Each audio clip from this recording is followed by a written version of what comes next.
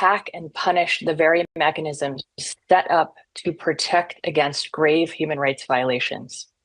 What we're seeing is a broad attack on the laws, institutions, and mechanisms, as well as the personnel that make up the international rule of law. At the time when these laws and mechanisms are needed most, they're being dismantled and attacked. I want to be clear. The institutions have come through in our time of need. The ICC has issued arrest warrants, not only for the leaders of Hamas, but also for Israeli leaders. The ICJ has issued provisional measures ordering Israel to cease all actions that pose a risk or constitute acts of genocide.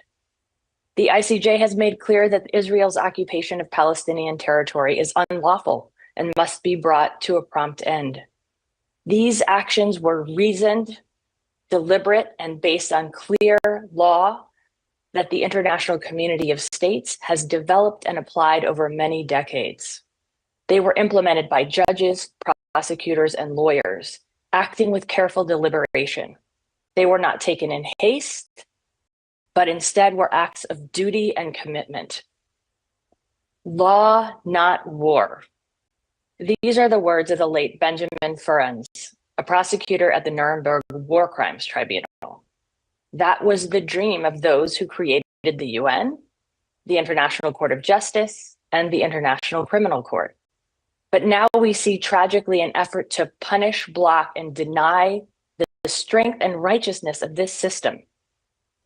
On February 6th, President Trump of the United States signed an executive order which states that, quote, any effort by the ICC to investigate, arrest, detain, or prosecute protected persons constitutes an unusual and extraordinary threat to the national security and foreign policy of the United States.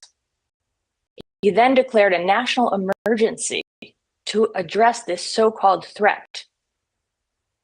The order opposes and expects our allies to oppose all actions by the ICC against the United States, Israel, or any other ally of the United States that, quote, has not consented to ICC jurisdiction.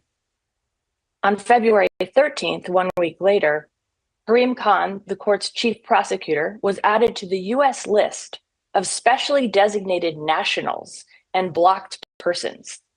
Those on this list are barred from doing business with Americans and face restrictions on entry to the US. This list is normally reserved for those who have committed acts of terrorism or grave human rights crimes. The US has placed the prosecutor responsible for bringing cases against those who commit such crimes on the list alongside them. At this time, only Mr. Khan has been specifically sanctioned.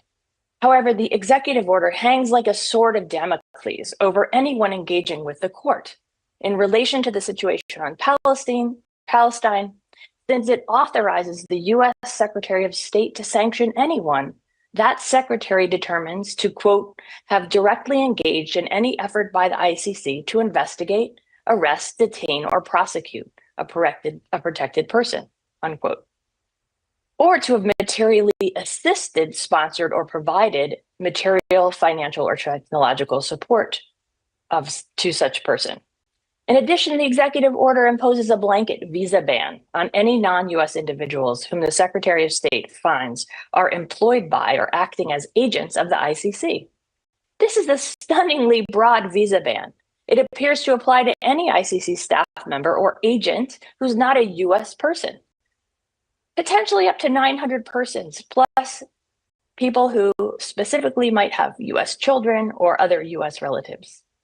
These ICC sanctions sit inside a broad framework for enforcement. US criminal and civil penalties can be placed on US persons and others who interact with sanctioned people in ways that have even a fleeting connection to the United States. This means that human rights defenders, investigators, and even legal advisors, potentially anyone who supports the prosecutor's important work, could be exposed to criminal or civil penalties. This would appear to include those working on cases not only involving the situation in Palestine, but also those focused on Ukraine or Darfur, where the US has supported those investigations. consequences of these sanctions ripple far beyond the prosecutor and even the court itself. They strike an attack and a strike on the global rule of law. They strike at the very heart of international criminal justice system. The jurisdiction of the ICC has been litigated and settled by rulings of the ICC and is not being exercised contrary to international law. It is being carefully applied in a situation where grave human rights crimes are occurring. With this order, the US has empowered war criminals by seeking to punish the ICC, denying justice and reparation to victims around the world. These sanctions make a mockery of the decades-long quest to place law above force and atrocity. Justice must equally apply to all without exception. Upholding international law cannot be a selective process. It is a shared responsibility that strengthens rather than threatens global security. Now, since the sanctions were imposed, many member states of the ICC have condemned these steps by the United States. 79 countries have released a joint letter that warns sanctions would increase the risk of impunity for the most serious crimes. Other states have emphasized that they will continue to work with and to support the ICC, making clear the essential role played by the court in ending impunity. Now, as the Special Rapporteur on the independence of judges and lawyers, I want to state unequivocally that the legal professionals at the ICC who work tirelessly to drive accountability and justice across the globe must not be targeted for this important work. Our efforts to uphold international law rely on the work of ICC prosecutors, judges, investigators, and all of the support staff at the court. Imposing sanctions on court personnel for carrying out their professional responsibilities constitutes a flagrant violation of human rights and undermines the principles of judicial independence and the rule of law. In closing, I will note also that the US sanctions against the ICC would appear to amount to offenses against the administration of justice under Article 70 of the Rome Statute. Article 70 punishes efforts to impede or intimidate an official of the court or to retaliate against an official of the court on account of duties performed by that official.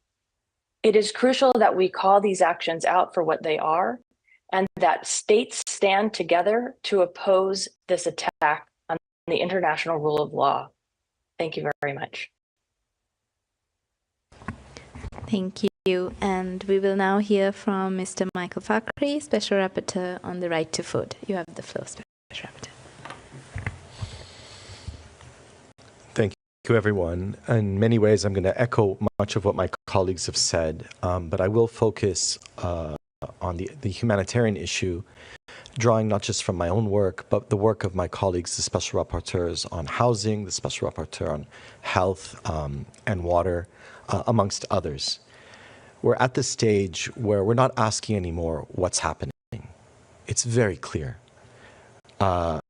Israel announces what it's doing with impunity. It is using Palestinian civilian lives as leverage. We're in a moment now where Israel is yet again denying humanitarian aid in Gaza. We're at a moment where violence is escalating across the Palestinian territory. So that means Gaza, East Jerusalem, and especially the West Bank. We're at the stage where we're not arguing, what is this? This is genocide. This is crime against humanity. These are war crimes. Because Israel tells us that's what they want to do. Israel has been using civilian lives as leverage throughout the last several months, over a year. The other thing I want to point out, and to echo what others have said, is the importance of UNRWA. UNRWA is indispensable, and UNRWA is still active. They are still doing their job despite the pressure that they're under, despite the Israeli legislation trying to block their work, despite the threats to their funding. UNRWA is providing essential social services, health, even education under impossible circumstances, but also UNRWA is ensuring and recording and tracking and protecting Palestinian human rights. UNRWA cannot be replaced. Every UN humanitarian agency has said as such, as has the Secretary General. So what I want to focus more on is what is to be done and what is at stake. How is Israel able to starve 2.3 million people so quickly and so completely? This is the fastest starvation campaign in modern history. Israel announced its intent to starve Palestinians on October 9th, 2023, and continues to do so. What we see is Israel just speeds up or slows down its violence. This is not a ceasefire by any definition. This is a slowing down of military violence, but a continued unfolding of death through starvation. We're also seeing a moment where, after 58 years of illegal occupation, Israel is now announcing and trying to implement an annexation plan. Prime Minister Benjamin Netanyahu stood up before the UN General Assembly in September 2023, announcing and showing the annexation plan by Israel. He held a map before the General Assembly, and it was a map of so-called Israel, and I say so-called because it had erased all Palestinian territory. September 2023. And that's what we're seeing now, and that's what the International Court of Justice recognized in its advisory opinion on the legal consequences of the illegal occupation since 1967. This is where we're at. Israel announces its attempts to ethnic cleansing. Israel announces its genocidal intent. It announces its starvation campaign, and that it implements it.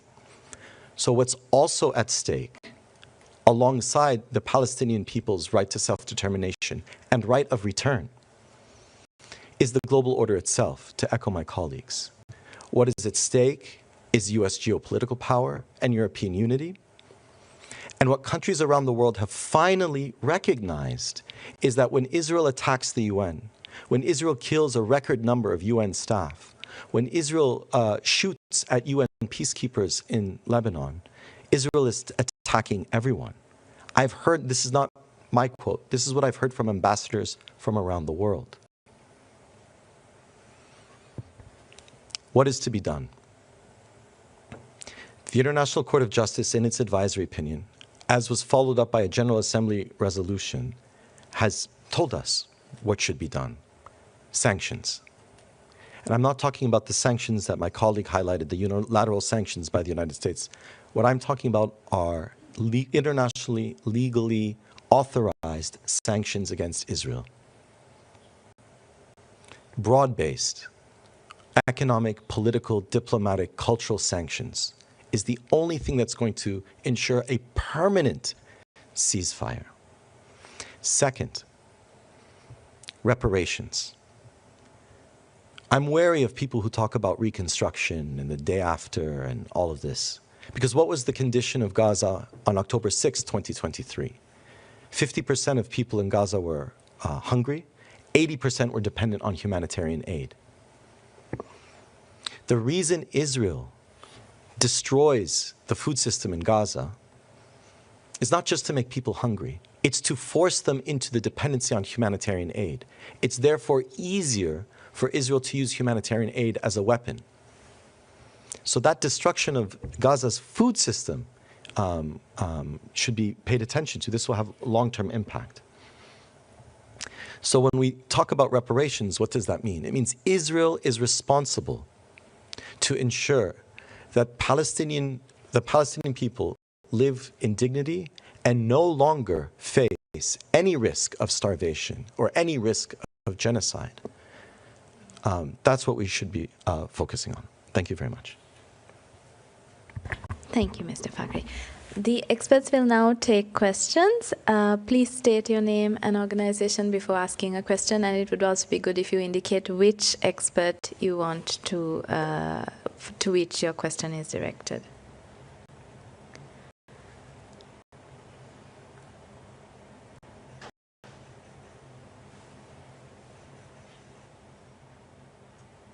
Sorry. Thank you. Robin Millard from AFP.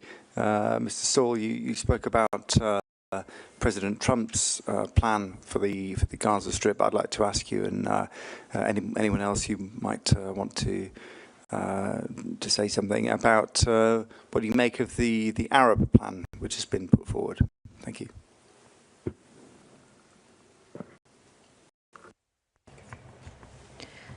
Okay, I think the experts would like to take a few questions and then have a round of answers. Are there any other questions? We normally do it one at a time here. Yes, if that. Okay. Yes. No problem. And happy for my colleagues to answer on this one as well. I mean, certainly credit to the Arab states involved in that plan for rejecting the US proposal, first obvious point. Look, my key response is that it's a plan for reconstruction of basic services and housing and all of that is good. It's also supposed to be managed under the auspices of the Palestinian Authority, which is positive in the sense that that's a Palestinian entity. Of course, there are questions about the representativeness of the Palestinian Authority these days, its legitimacy in terms of acceptability to the Palestinian people as a whole. So I don't think we can take it for granted that the Palestinian Authority expresses the will of the whole Palestinian people. At the same time, I think the critical problem with the plan is that it's not a long-term settlement of the conflict. I mean, it's a band-aid. It's rebuilding what was destroyed and taking us back to where we were 18 months ago. I mean, really, that's what it looks like, with maybe Hamas a bit weakened politically in that process. You know, the UN Global Counterterrorism Strategy, Pillar 1, commits all countries, and Israel consented to this, to address the root causes of terrorism. And they include political exclusion, marginalization, economic inequality and poverty, poor governance or lack of governance, and most critically, state violations of international human rights law. So until you fix that fundamental violation of Palestinian right to self-determination, fix compliance with what we know the International Court of Justice says is required, that is an end to settlements, an end to occupation, resumption of Palestinian governance of Palestinian land. We're going to be back in this position in, I don't know, 5 years, 10 years, 15 years, as we have been in the endless cycle of violence since 1967, and I go back to the 1920s because we know this has been going on for much longer. But happy to hear from my colleagues on this one as well. Would any other expert like to weigh in on the same question? Ms. Albanese. Yes, I know that the current US president has attracted much attention and criticism. And there are two aspects to what he brings to the fore. One is content and one is form. And clearly, I have to say that sometimes it's very often grotesque, the way he refers to people outside the US. I don't think that this is something limited to Palestine. And yeah, again, I sometimes feel that there is probably it's intentional, psychological, overwhelming, so that we and policymakers most probably don't know how to react. However, the content, while the US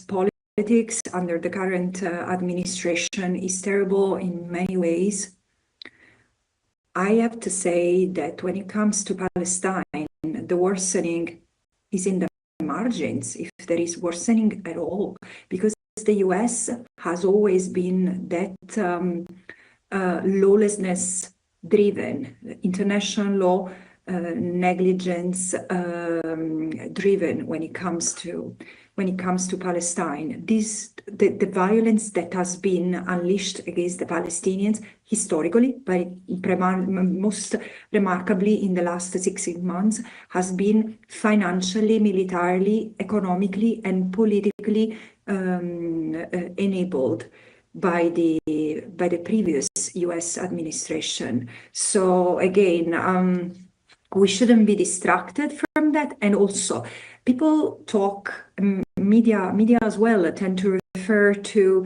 the Trump's plan to forcibly displace the Palestinians. No, this is the Israeli plan to displace the Palestinians. And President Trump's, as its per his persona, is just saying that out loud.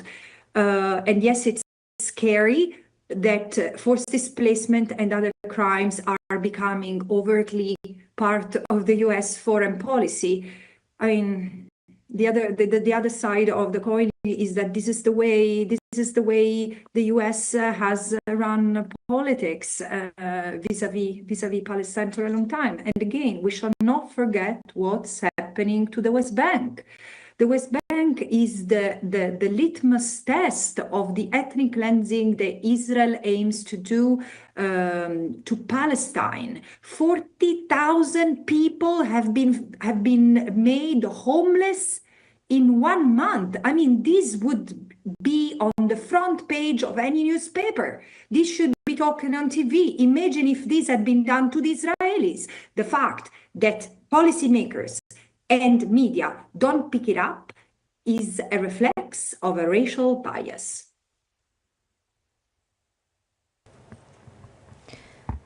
Thank you, Ms. Albanese. Are there any other questions? Yes, please go ahead. Moussa Assi Al-Mayadeen TV. J'ai une question pour Madame Albanese. En se basant sur donc les discours et les positions israéliennes et américaines sur le renvoi des populations palestiniennes de la Cisjordanie et de Gaza, est-ce que vous trouvez qu'on est vraiment devant un danger réel d'expulsion des Palestiniens donc des territoires occupés? Une question aussi pour Monsieur Fakhri. Oui.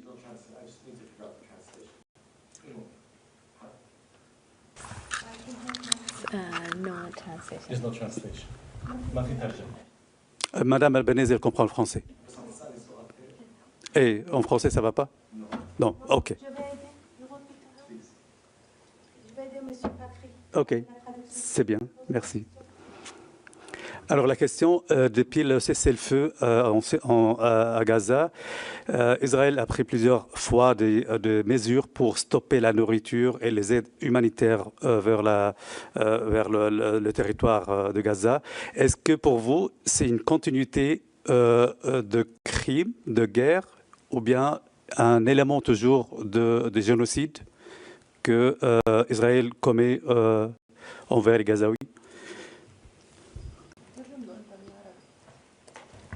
Ms. Albanese, please go ahead.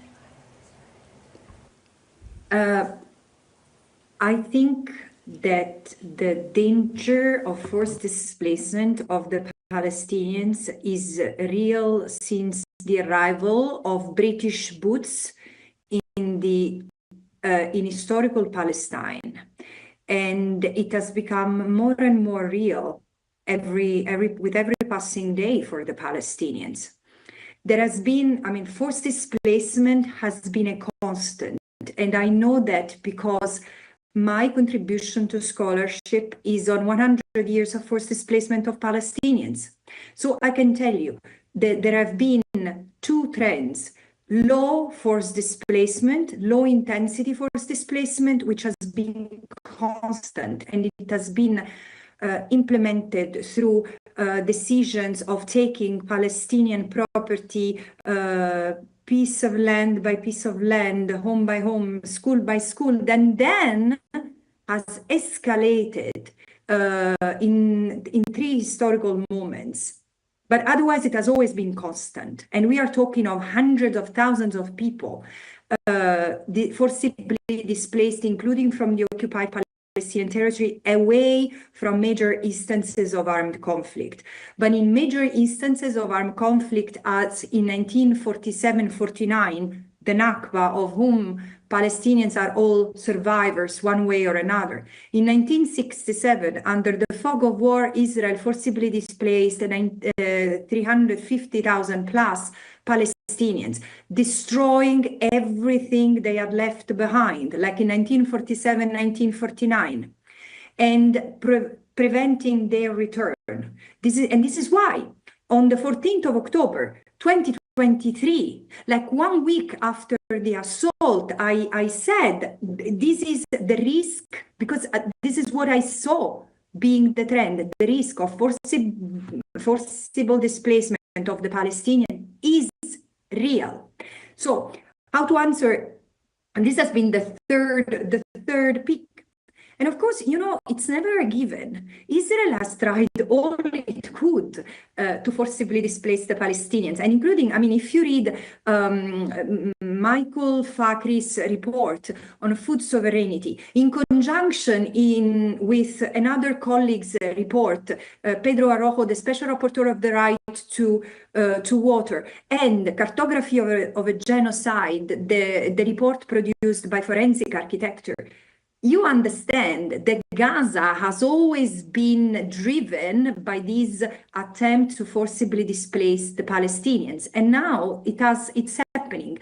The resistance has come from the Palestinians. And I'm not talking of armed resistance. I'm talking to the fact that they stayed put, because the reenactment of the Nakba through the violence that they experienced made them feel this is the last piece of Palestine that we have, and we are not going anywhere. So this is why now many are talking of supporting migration so as to make them move voluntarily, because there is no other way than, and through bombing, it will not work.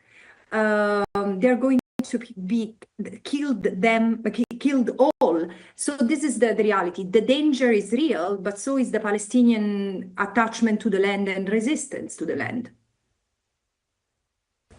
In the land, sorry.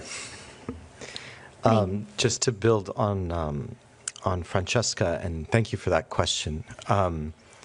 So undoubtedly, Israel's continued denial of humanitarian aid is a continuation of war crimes, genocide, and crimes against humanity. So I want to add what is to be done. So I mentioned sanctions. So how has Israel been able to do this? It's, as Francesca has noted, this didn't start in 2023. This didn't even start in 1967. You can go back to 1948, and you can go back to the Balfour Declaration before that. Over the decades, Israel has created a legal and political regime designed to displace Palestinians from their territory by making them vulnerable to starvation and violence. So in the report that Francesca noted, to understand how is Israel able to do what it was doing, not only does it make Palestinians vulnerable by destroying their food system, making them reliant on humanitarian aid, and not only then does Israel use humanitarian aid as a weapon and as a bargaining chip, using Palestinian lives not as human lives, but as bargaining chips, but Israel has economically and politically benefited from its occupation over the decades, but so have other countries.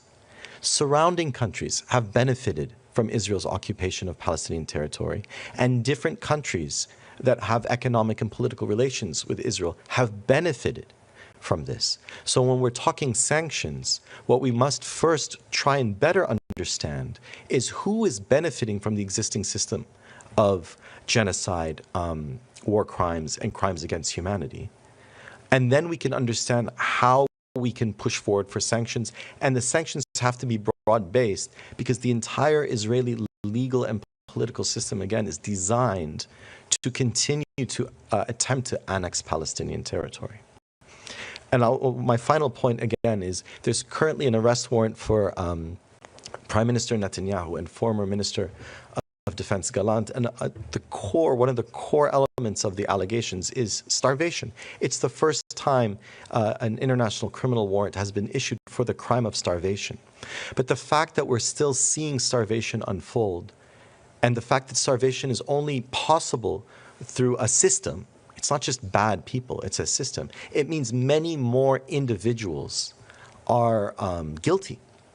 Many more individuals should be held accountable for starvation crimes and other war crimes.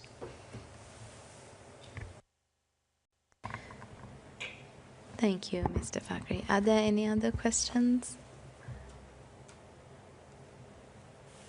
Yes, please go ahead.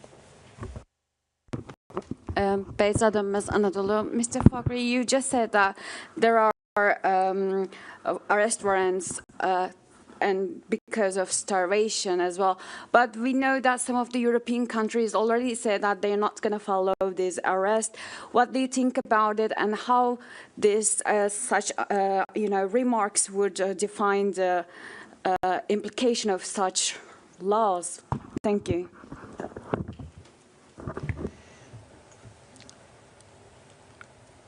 So I'll just answer sort of a preliminary way and then answer more directly. There was an interview with Prosecutor Khan from the ICC about what the pressure he received when he issued these arrest warrants.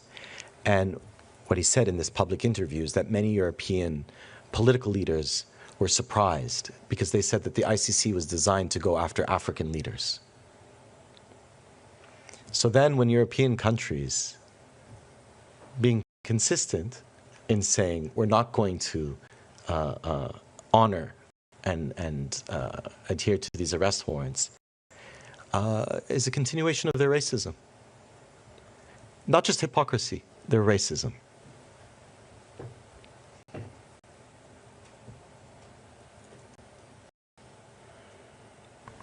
Thank you. Are there other questions?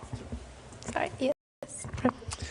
Just to add to Michael's answer on that question, I mean, I think it illustrates the point that this kind of selectivity in the enforcement of international law is so dangerous, because it sends a signal to everybody else that you don't have to comply with international law either. And for so long, there's been a very strong and growing narrative of double standards in international law, that those who made the law view it as applying to others, but not themselves. And then it's no surprise when other states don't do the West's bidding and enforce all the things that the Western states would like enforced to support them. And I think that's very dangerous, because it's not just about Gaza or the Palestinians. It has ripple effects across the whole legal system. And we've seen that there are all kinds of attacks on international institutions and fundamental norms of international law. And once those red lines start getting eroded so forcefully, it doesn't take long for the system to break down and break apart very quickly. I think we've seen an example of this in your country, the United States, where a very strong, old, sophisticated legal and political system is disintegrating before our eyes in a matter of weeks. Law can only do so much. You need political commitments from governments to enforce the law, and we can't, oppose Russia in Ukraine for the last few years, and then when it comes to Gaza, norms and institutions no longer matter. Last week, I was really disturbed, actually, that the Conference of States Parties to the Geneva Conventions here in Geneva didn't go ahead, because states were so far apart on enforcement of the most fundamental rules of international law. I mean, humanitarian law is not very demanding, actually. I mean, these are minimum basic rules of humane conduct. Don't torture people, don't summarily execute people, don't bomb hospitals. It's not asking much, actually. And when we can't agree on enforcing those absolute fundamentals, I think the world has gone to a very, very dark place.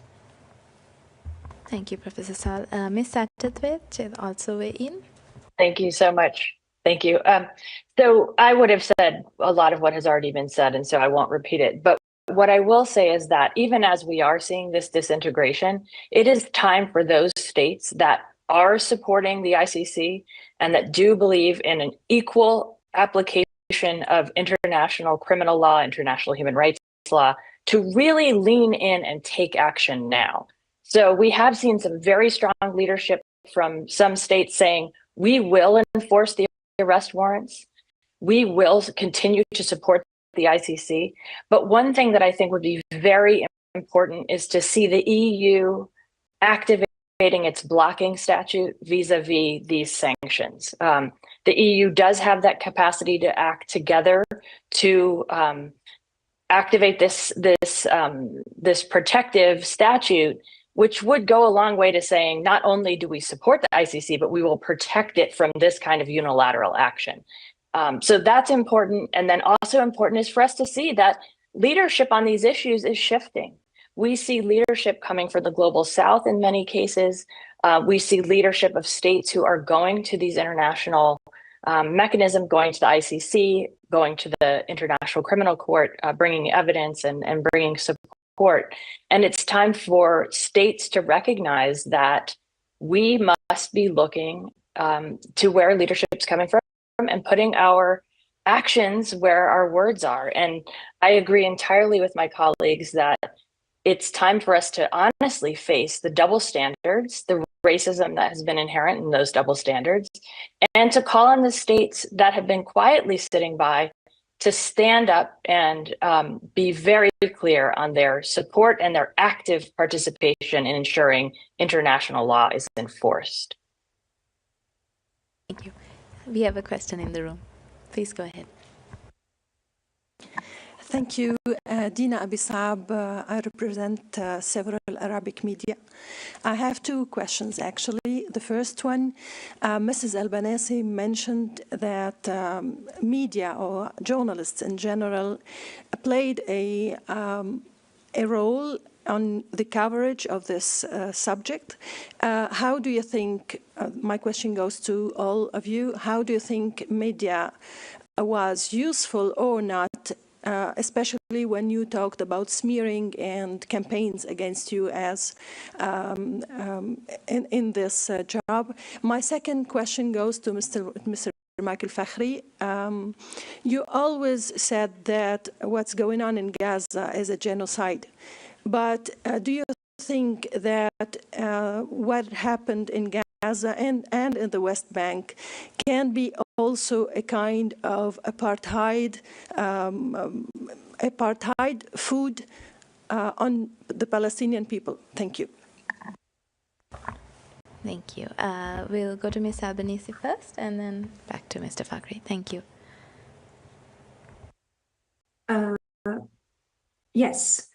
Look, I'm not a media expert, but I've done quite a significant amount of reading about ethical journalism because I had an issue with the media was covering the facts and developments in the occupied Palestinian territory since October 2023, and not because there were not enough reasons to do that, to have that critical approach before. But there are some key principles like truth and accuracy, according to which journalists should strive to give an accurate and fair account of events. And I don't think this has happened because in many instances there has been a repetition of unverified facts, very often coming from disputed or not very credible sources. The other principle is independence.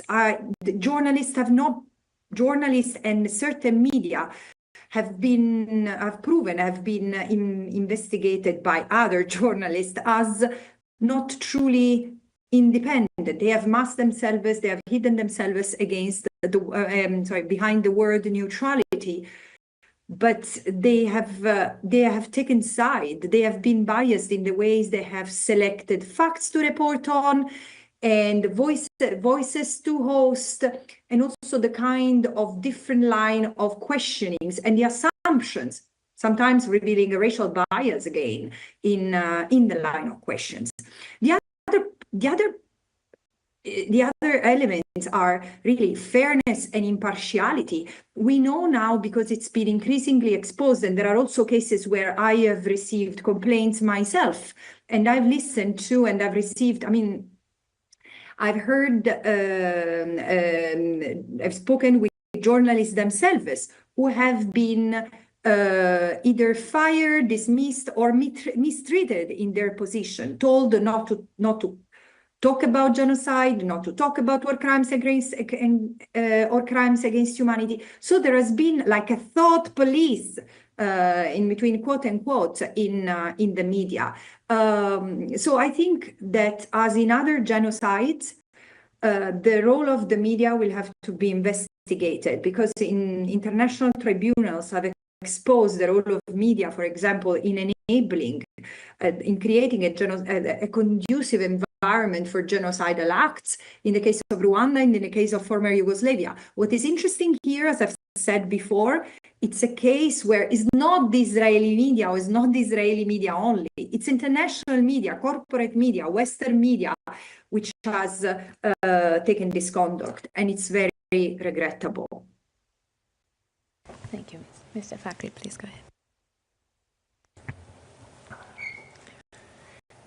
I'll start just with what the International Court of Justice has said and then build on that analysis. So in the recent International Court of Justice advisory opinion on the legal consequences of Israel's occupation of Palestinian territories since 1967, the court held that Israel's occupation is some case of racial segregation or apartheid, without clarifying which one. But it was very clear that Israel is engaged in the most severe form of racist policy. To turn to the specific concept of apartheid, building on decades of work, both from within the United Nations and amongst international legal experts, I align myself with those that recognize that it is the most extreme form of racial segregation, in that it is apartheid. What that means is this. Why does it matter? Naming things matters. It means that it's not just that Israel systemically and regularly implements its laws and policies in a way that is racist and dehumanizes the Palestinian people. When we say it is apartheid, what that means is the Israeli legal and political regime, as constructed institutionally, is designed to dehumanize the Palestinian people, and in this case, for the purpose of displacing them from their territory. That's why, again, to turn back to what is to be done, the issue of sanctions is important. The court requires all member states of the United Nations to impose sanctions against Israel, jointly and individually, to end the illegal occupation. One can interpret this narrowly, meaning you can then, if you're a country, you can say, okay, I'm going to impose sanctions against Israel to end its illegal occupation, but I'm only going to look at Israel's presence on the ground in the occupied territories. But if you understand it as a system of racial segregation, as an apartheid, that means you have to apply sanctions against Israel as such, against the entire state of Israel, because it is constructed institutionally to undermine the humanity of the Palestinian people. Because of this apartheid regime, then, and I'm not the first to say this, and I won't be the last, is why Israel has been able to starve the people so quickly. The food system is designed to undermine the strength of the Palestinian people. I'll leave it at that. Thank you, Mr. Fakhri. Are there any other questions in the room or online for the Special Rapporteurs? Still have a little bit more time. Any other questions? Did you want to? I'll just add on the media question. We've also been concerned about the Palestinian Authority's banning of Al Jazeera, which I don't think is obviously very helpful or consistent with freedom of expression and freedom of the media. To echo what Francesca said about censorship of and attacks on journalists, in my country, the Australian Broadcasting Corporation, which is our national public broadcaster, took a radio announcer off air because she simply retweeted a Human Rights Watch report about Palestine with no comment. I mean, this is the level of censorship that's going on because people are afraid of the kinds of pressure that all kinds of institutions are getting from organized political forces, whether they be the media, universities, public servants. I mean, this kind of intense polarization around the space to advocate on these issues has been incredibly destructive to debate on these issues. The weaponization of anti-Semitism, the efforts to ensure the International Holocaust Remembrance definition of anti-Semitism is taken up by as many states and institutions as possible when it's deeply flawed, as has been pointed out in numerous reports by special rapporteurs over the years, including the Special Rapporteur on Freedom of Expression, the former Special Rapporteur on racism. I mean, it's very clear that those are very problematic definitions that can't be squared with freedom of expression under international law. So that space to speak on these issues really needs to be protected and expanded, whether it's in the media, in universities, or elsewhere. Thank you. Thank you, Professor Saul. If there are no other questions, and unless the experts have something further to add, please, Ms. Albanese, Ms. Satterthwaite, anything? No? In that case, we will close this press conference. Thank you all for joining us, and thank you to the Special Rapporteurs for being here and online, and for your interest in their work. Thank you.